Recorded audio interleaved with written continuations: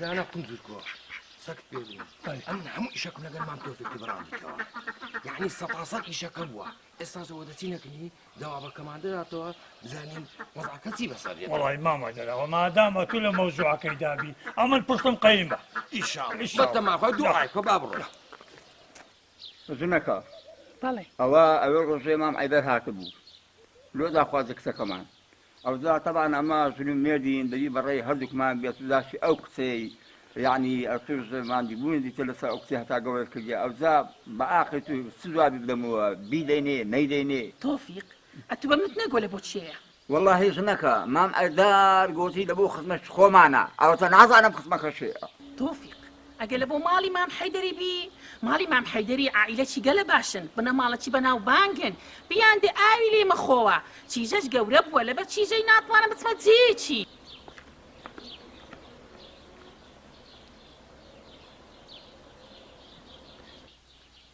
المسلمي تيجي خو والله وبالله وتالله أقل ميسو شريعتي خو في غنبلا النبايع والله بميد النادى بلا نسم كم شيء دبي كد بري خو دابر الله كل بري خو دابر الله علي والله دري موضوعك هي لقوري بابا والله شيء علي والله موضوعك لقوري هي قول بين أجر خوار بكا معرشي بعض معرشي هذه كابن علي والله وقول أبو زاعب أدي آخر شريعتي خو في غنبلا بري خو دابر باطن يختكم إن شاء الله لما رياش والله بابا أوين راستي بي أمن جاري حزم ليني ميردي نعبي شجم نعبي هناك بزانة دريتك يا وحاتم حاتم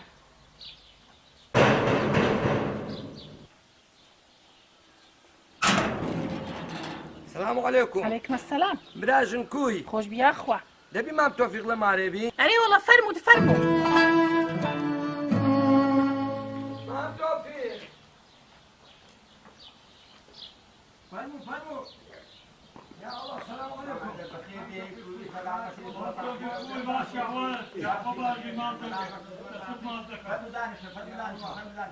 بخير بي يا أخوة وعافك يا أخوة بص بيبي يا ربي زني دبر ساعك مع لوليني سرتساو استغل يا أخو بخير للمام عايزاه خندق بخير بخير وعافك يا أخوة ما نصدق كونا والله أنا ما باجو بالشام مام توفيق بري بخود دزاين دو سي روز بيش استاكا هاتم لبو إيش خيره بري أوز استاكاش لبو جوابك هاتي ما نعظم جوابك لكن توتيا مام عايداد أتو بمن جو لو خدمة خو معنا بس بمن نجو خدمة كتان شيء والله مام توفيق راست قلتم خزمي خو معنا أو قنزير كوش من لقرا خو منا لبو كركي قنزير كويا أبيش هالخزمي قندينيا أنا والله ما متوفيق لو كرة كيمنا لو كرتو مام عايدر أجر أمن بمزاني بايا لبو كري خنزر كويا هلا أولي دمو كاكمين براتي كري خنزر كويا سيزني تراق دايا سبيني تزكين تراق دا خواك يا أخو كم دبيته هاكو كل وتدري مام توفيق يعني كركي ويسيجني طلاق دايا هري قنزركو راسا مام توفيق ديريتون كركا سيجني طلاق دايا لسا طلاق دايا سبب كي تسبوا والله ما معيدر ما متوفيق راس دكا يا سيجني تلاقدا كرة كيمنا زين له كرة سبب جنيه كميان كاكا باردو ماغان زماني دقرت نمازاني والله نيكردا نامردي كرة كيمن راس تراقيدا والله جني دوم مالو هناوا جني دوم مش مالو هناوا معوشي بيتو بحلا هوسا وقيجو دواني دقردو والله كرة كيمنش واشي مردان عيشي تراقدا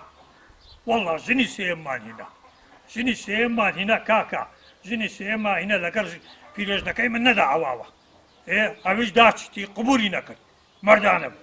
والله كاكا عمن قوتم كرم يان دبي عمن داك التلاق دم يان دبي توجنكي قوت التلاق دي والله كركي من جنيا ما معيدر والله زور مردانا قوت يم كود يرم داكم تلاق دي راجنكي ديش تلاق دا او ابو مسلكا هو ما بلاجني تلاق نادين كاكا خو كركي من دا حق نبوا هديكو كل وتدري قنزركو أتنقول سيجن تان تلاقدا لو قوري أخو قناح بارن راز لو زماني جيرايا يعني كو تو دبي تلاقي دي لسر هي السبب شي خواي قورا جوي بينا خوشا يعني خواي قورا الشريعات الري داي أتو بتاني لو قول لك جنكي دانشي لك كسكي دانشي حتى دلي أو كابرايك دتاني دانشي تن قصي لقرب كاتن عندما شي خيزانكي جنكي وإي بياوكي لقريبن هۆردووچیان پێکەوە دانج قسەکمە حتا شریعەت ڕێدا ناودەوی کچەکەی بۆن کاتن بزانن ئایا ئەوە دەگونجێن یان ناگوزێن کوانگۆ لەو گۆڕە ژنێ تەلاق دەدەن. مام ئەیدەر مادام هەیە ڕابەدەسی سەدانی وڵی قونجرکۆ بمزانی باکوڕەکەت و سێ ژنی تەلاقدایە خوددا دەزان یەک بز لەگەرت نەداهاتم ئەمسالی وەچ کوڕی تو هەیە بەر دەرکەی محکەمەمان لێ گیرایە و ئەو ژن و ئەو ژنی تەلاق دەداتن. ئەدە مام تۆفیر با پێت برێم با مەسەلەکتان لە بۆ بینم قونجرکۆ ئەتوش تەمەشاکە ئەتوش جۆب لێ بزانە چت پێ درێم حتا هەموو گەنجەکانمان با دەرز وەرگرن ئەوە جارێک بووکە هەبوو.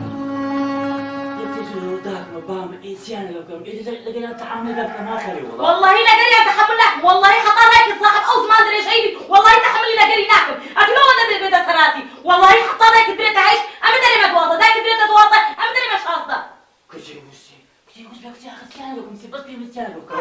رؤوف ملي بتبشي بس انا كل زمان ادري ايش كنت ادري ما قصه وانقاص رؤوف ايش بنا بالي بها بصطايح درت تلاقي يعني مسؤوليه اكيد من امام او دركي من بيت دردين كتير داكم اوكي داك عندنا توبا اقرك لو قوري رؤوف لا بيش تخصيبه من دي تخصيناتي ها ده صلاه الدنيا دور راجل بتجي بدي ها شي قلت هي نقول يشتغل اسمعها اتبان بلي بوتشي او زمانك يا تيشك يا بمنيش بتاكم مش بتصير زمان تيشك والله يخصم ما بيبم نارو خيك لقيت وخادوما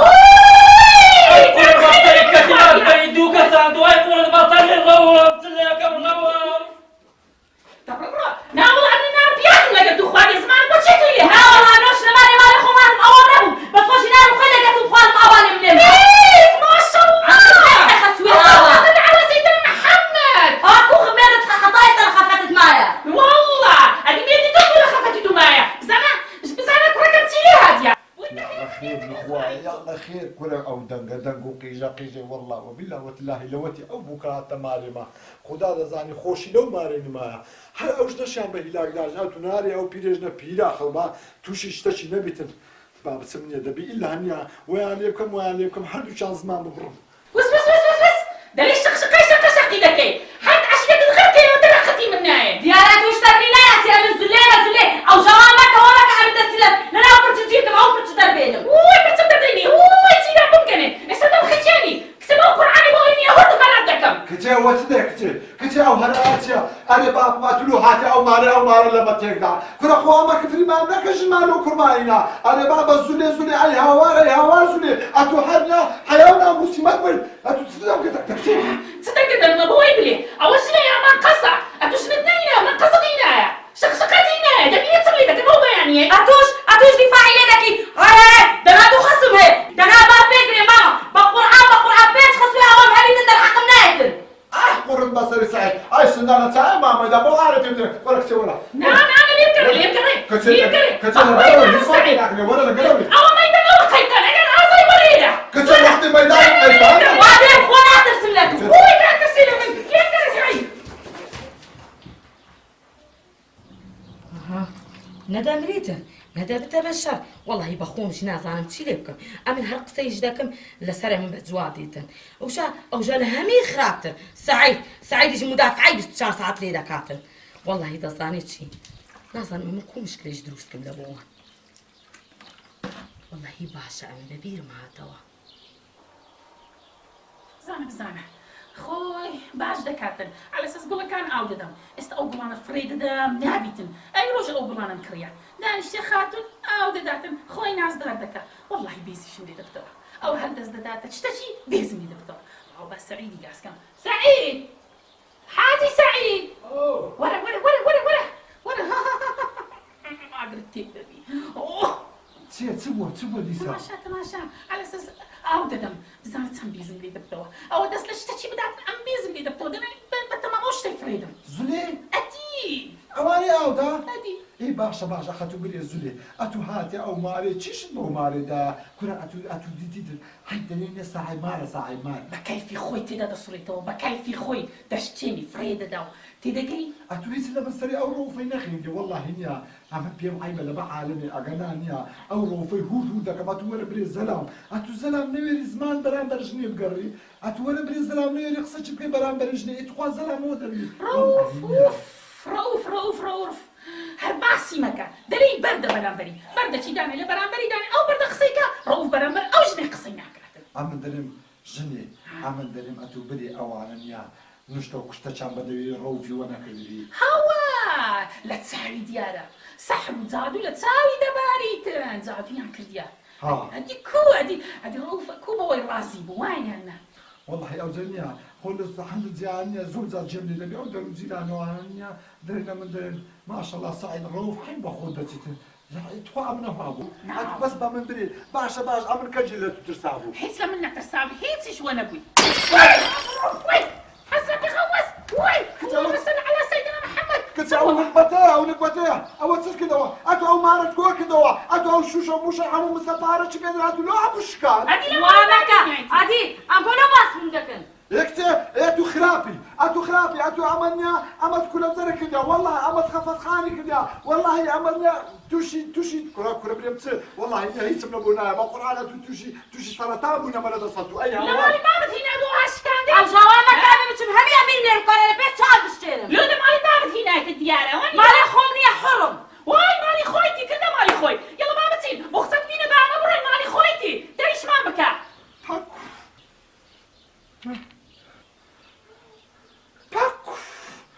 خوا بگرێ والله ئەتۆ شوشە نازانێت کوشک ئاوزارە ئاو لێ دەخوات دەگوان زەنگورە ئاوی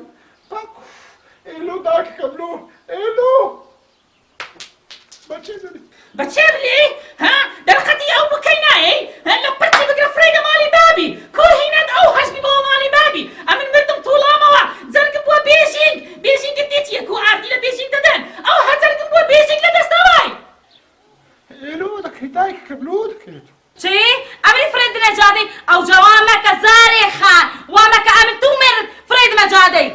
والله ئەو جەنەزایت هاوکانی لۆ من هەر وەچیەکە لە بینی زارێ سولێ بە خودایە بەشێ من هەر فرێدانە فرێدانی چ؟ دە قسەچی بکە دە قسەچی پێ بلێ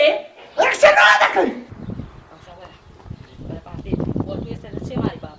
بەس دەکەنەوەم باس ناکی نارێ وەڵڵە هیچ لێ خراپە لەگەر دایکم بابم کچێوە نارێم نا آخر چوزانم نەگە سبەینی جێم لە دایکم بابم بیتن برێ وەڵڵە هیچ زولێت و خراپی لەگەر دایکم بەخوای سبەینی جێم لێ بیتن چی خراپە پێت دەکەم کچێوە نارێم نا باوەڕم پێ ناکەی ماکڕێنەوێ وەڵا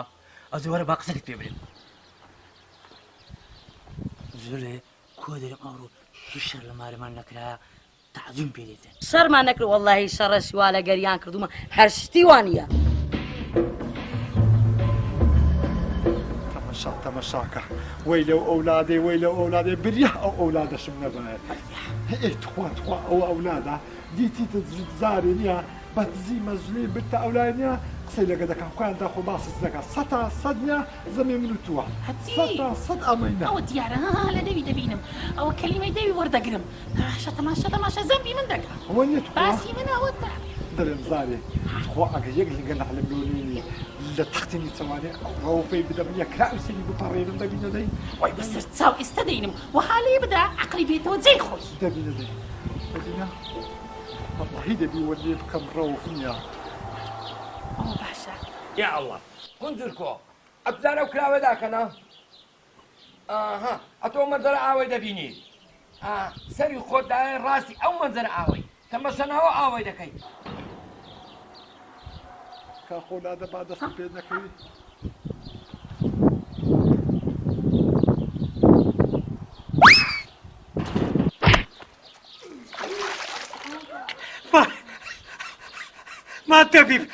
ما تەبیب گرمەک لە ناو مەنزەرەکەی هات کەتا و مارە جیگانەی وەرە با بملیۆن كل ئەوە کرمە لە ناو منزەری نەبوو ئەو نەعلە بوو بە سەرگت کرد ئەوە دیسانی مالی مام سەعیدە بووک و خەس و بەشەر هاتینە نەعلەتە بسەرشی تودایە كل ئەمە سوزانم ئینشەڵڵا بە قزەڵ قورتان بی وەلا نانیش لە بۆوان حازرکە ناوەڵە دەزانی چییە با ئەمن نانی لە بۆوان دابنێ ئەوژە ئەوان ئاگایان لە من دەبڕێتن با ئەمنش لەو خۆم بچمە عیلاشیش بکەم لە بۆوان ئەوژە دەزانم ستانت دەکەم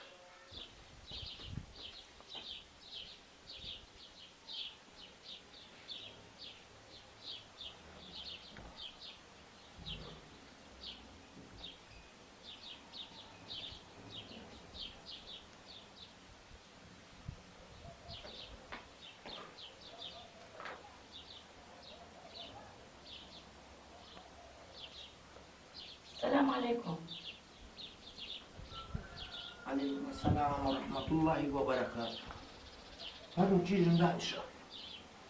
باش ماما. بخير هذا تيجم. يا أخو باشي. فرمو تيجم دلينا خوشي إن شاء الله سلامك. لا والله ما محيدر طبيب. أوين راس تيبي أمن له موضوع أشياء مكنته. خير إيش تيجم؟ أود بمكري يبغى تقصيرينكم.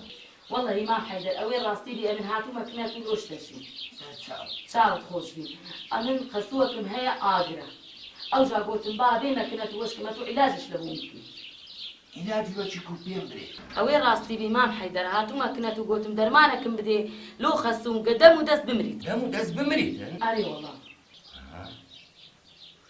والله يا أخوان زي دوب خسوة. باشا تيجم. أما علاجك دمي بس دبي وعد مدي ست بيرم دبي أو هذا بكي. إيه زور باشا. أمن يسال درمانك دمي يقتل لنا وآلكا هيدي تشج من جديد خسود أمري خواي دكا بس بيك شاتي لو هو الإستاوة لو ساعتيوا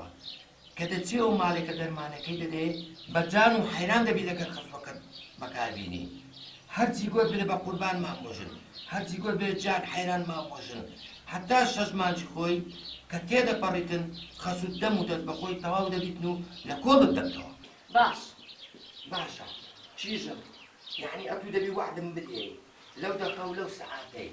أتو دبي لغير خسود بجان وحيران بتجيبي حتى أوشج معي هاشي أوشج معي خسود أمري خوالك أو عدم لدي هي والله وعد ما محيدر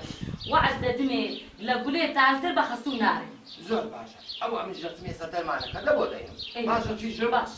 يا الله هاتيجم أو درمانك يعني لأن أبي جلازة آليكو بيديو أتو حقنا لي باش. باشا باش دست دبر خوش. دبر أمانة خواي دي خواهي. هاي بس تسمع تخوا بيم بري دايكم كوا بابا. أدي نسرين خوشكم كوا. خوي بزياد بي صعب يعني عمو باشن عمو زور باشن سلامة دكلي غيبي دكان دام قلت بكيني بيتوا او زعمت قلت باول بس صار شي يبدا يا او زبلي فيت بديم ذاك الكراسه شيلو كردي خدا زاني كراسه ودت زوار ودت زوار حتى على بيت إيه جاتوا من ناري تشرنجو. زردي سوري شيني موري بور بو ودت زوار حتى نتو زين كار لبي بكي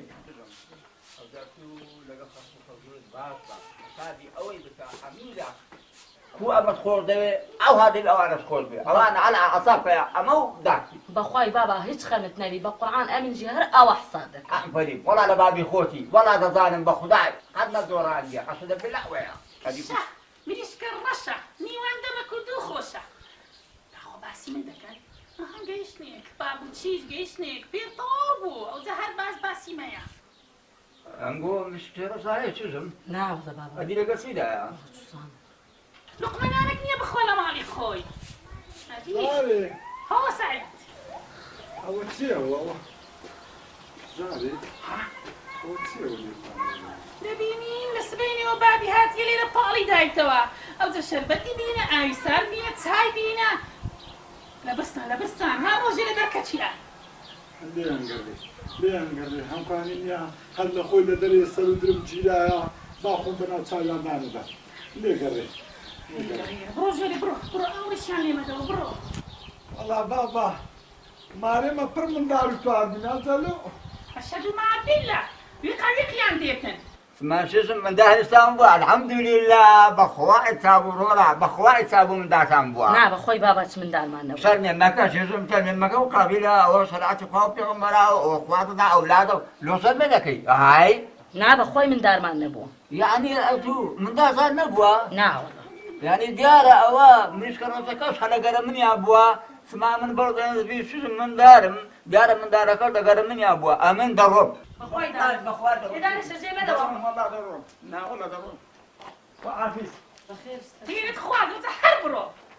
دارم خوشي تورا كرديا ولا شي صار بخوت بروا هواك ما من ناري أتنقل شيطان. لقيت شي ما تسب كرديا أتوبا من ناري وخسارة شو بابا من دتقول. كم بابا كنت قلت يا مقسم كرديا أري والله أو شو بابا تقول مريش كرشة ونازانم شيء. إيه بابا كنت قلت مريش كراش يتسلو مريش كراش باسم ده بخود رشي آخر لوي مسألة بابا ديني هي دري سري تسبيح عقلتها تمامية. سوي لقيت شي بعقل تمام لقيت توما. أنا عقل تمام أري والله. كتب باب العقل تمام بس باب النكد دري كتيرات نعقلي توانية سعيد ولا بينا دري وشيد اللي شمعيه هاتي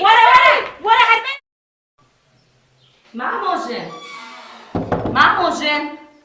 مامۆژن دەرێم وەرەوە نانم لەوە حازر کردووە خۆ نامت حازر کردیا ئەدی نان لەوە حازر کردووە دەستە ششت و نامت حازر کردیا ئەدی کو دەست نەشت سوان من تۆ هەندێک پیسی لەبەر هەندێک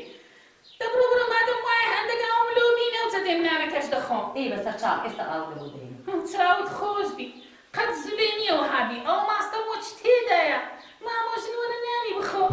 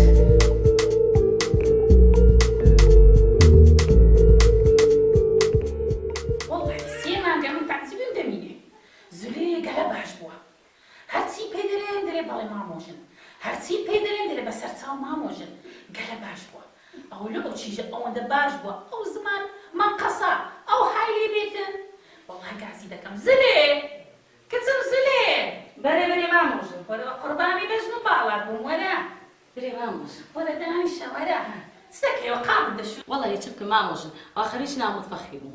رتصاهم كوربي أولو من الجازنا كده من قابة كلام دشوش نا والله جاء من لو تشما كو دبيتو ما عندي بي أتو جيس شيلي دي قابي بشوي ببيتام بارتا على قناة زار أمني جاسكا أتو لوي لمودو بس جيسكا كيلي بي أم قابي دشوم شيوي لي دلم ناهيلم دست الطرمكة تخوى دست الطرمكة أمن نامي عزيت بدم أماموش بقربانت بمسيرة بالصريف تخوى زولي قدر مآزاكا قدر تخوش وعزادي ماموش دنيا مردنا قالك ما بيكد قالك خصا ما بيقود بس استقال باش بيلا بيش تاعهم بروابك لقيت سكانة فاقتناكا خاتمني عنديش كيش السلامة بي حتى كتم بلايتي أتبلايتي بقربانة دم زلي خوانا كماموجن خاتمني أندريش كيش الله والله ماموجن أمن حزدك مقصيك حزدك بيت بري دبلي أوا رؤوف چند روزا نازانم گوراي هر شارو گاري لگرم نکا روف ويلي هاك لقيتو كارا كاتن غنيمة خو تسمع بيتا وتساوي دردينم حديتيا لو قوي جران تربتو بيتن تحدي هاي برامرة الراب وستيتن تسمع دبينيا وهاي يبكم بي كمان الحم ببدأ تسر بس أتو لسلي بوي زالي السلام عليكم حين اخوي بزاد او بوكو خاصكم بيكو ودانشتنا تشيشم هل وقت لنا برسا زان خط بالنا شلون ما نقول عازمنا داي زاري والله وبالله وطلعي اول لو بوك يخوم او ما هو يا ما شاء الله اول لو بوك يخوم تامين والله لاولادي يخوم تامين اللهم صل على سيدنا محمد بتساوي نبيتوش كتير دوز كتير كسب بتشي خل بتساوي ده والله اني انا عارف للروف بخوش البيت باشا خور روف اولاد ما زقمه بس والله وبالله وطلعي او بخوش البيت للروف باشا توجاورا باشا امن ويش شو ما كان مام طبيبك قلتي باش شش ما عنديشك خسود دمريتن بالو خوم حسابك يعني يستبينج مانجو يعني يك مايا خسون بمريتن خويا ما قريتي بس ري خوم داك متازه بي خسون ناحوي ما بخوي با خوم بمكن مام طبيبك باح علاج كمروكات والله او دارانش قوربون ما شاء الله ما حيدر فربو كوي باشي هزولي بخيراتي ايش بيا خباشي ما حيدر والله بتمان خداي قربانة بمام حيدر هات ما كنا قلت مشكمي علاجك ملوكي علاجي تسكتم لبيرة ناية مام حيدر وش هات ما كنت اتو علاجك قدامي قلت ها بتخص وخص باشش ما نجيش كبي دمريتن اي او مام حيدر قربانة بم علاجك ملوكي من طازة ببي خصو مناحوي موا يجي خوم تنقاو مبا او درماني كدامة خوش جهل نبو او آوتي طبيعي بو آوتي بلو عيبو اگر امن بتون بگود با برو لگر خسود باش با جان و حیران اتو پیت باور ندکردم بجوشت ندکردم حسام امن او طریقهم بکارهینا گوتم فرصت چی بدمه شجمان قطره کبد خسوکتو بشکم بقصه خوش انگول یگری ساده بنوا ئێستاکەش ئەلحەمدوللا ئەتوو دەرەی خەسووم وەچی داکمە بەدەوی ناحەوێمەوە چیژی خۆم هیچ فکری ئەوەی مەکەوە ئەمەی تەبیب دانەنیشتینە خەڵک بکوژین ئەمەی تەبیب کە دانیشتینە عیلاجی خەڵکی بکەین کچی خۆم هیچ تەنگام مەبان هیچ خەسووشت نامریتن خوای گەورە فەرموویتی کەلیمەت الطەیبە سەدەقە گوایە قسەی خۆش سەدەقەیە والله مام عیدەر هەر ساغ بی والله دەرسەکت دامێ حتا من مامون لە بیر نەکەم ئەی عام فەریم ئەقل بزانە لە شوێن دەر هاتووە شوێن دەر پێکوەسەن تەبابوون مام تۆفیق هونجرکۆ بزانە ئەو کابرایە چەند عاقڵ بوو نەک ئەوە دکتۆر بوو بەسکو بلێن ئەوە عالم بوو عالم بزانە ئەو بوو کو خەسوەی کو هەپێکینە کو بەتەبای دژمنی یەکدری بوون ئێستاکە ڕوحیان لەسەر یەکدریە ئەوزەوە نەسیحەتێک بیتن لە بۆ هەموو کوڕەکانمان لە بۆ کچەکانمان لە بۆ بووکەکان لە بۆ خەسوەکان با بە تەباهی بژین بە قسەی خۆش دەرمان قسەی خۆشە ئەوانە ژیانەی باش دەبەنە سەرێ ئەگەر بە قسەی خۆش دەگەر خەسوو یان خەسوو لەگەر بووکی بیتر